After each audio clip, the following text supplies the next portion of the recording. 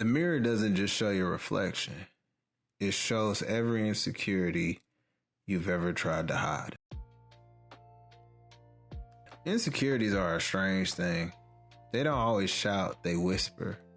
They creep into your thoughts when you look in the mirror, when you compare yourself to someone else, or when you convince yourself that you're not enough. The truth is, we all have insecurities. Some are small and quiet, others are loud and heavy.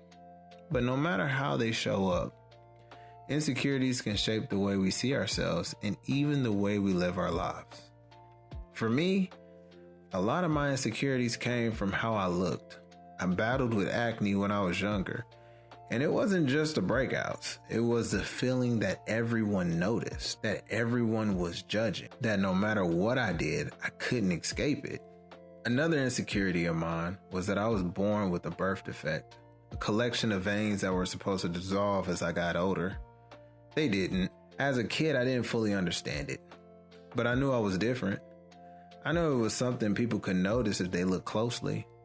And when you're young, being different isn't always celebrated. It's often pointed out, teased, and stared at. That became one of my earliest lessons in insecurity. Not because of who I was, but because of how I thought people saw me. By the time I was 22, I was desperate to fix the things I hated about myself. I thought if I could get rid of my acne, I'd feel more confident. So I put an acid pill on my face. I didn't know what I was doing. I just wanted the problem gone. The result? Instead of fixing my skin, I ended up with lighter areas around my eyes. Something permanent. I remember looking in the mirror and thinking, now everyone's gonna see this. Now I'll never be enough.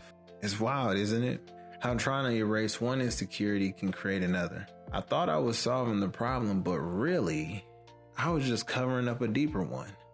Not believing I was enough as I already was. Insecurities don't just stay on your skin. They show up in the way you live. They show up in silence when you don't speak up because you're afraid of being judged. They show up in perfectionism when you overwork yourself just to prove you belong. They show up in relationships when you push people away because you're scared they'll see the real you. For me, I realized my insecurity wasn't just about my skin. It wasn't just about my birth defect. It wasn't just about my acne scars. It was about the fear that if people saw the real me, imperfections and all, they wouldn't accept me. But here's the thing. Insecurities lose their power when you stop hiding them. The extra veins I was born with, that's part of me. The lighter skin around my eyes from the pill, that's a part of me. The acne scars that never fully faded, that's part of me. These things don't tell the whole story of who I am. They're chapters, but they're not the ending. When I stopped running from them, when I stopped pretending they didn't exist, that's when I actually started to heal. So instead of running from your insecurities, face them, own them.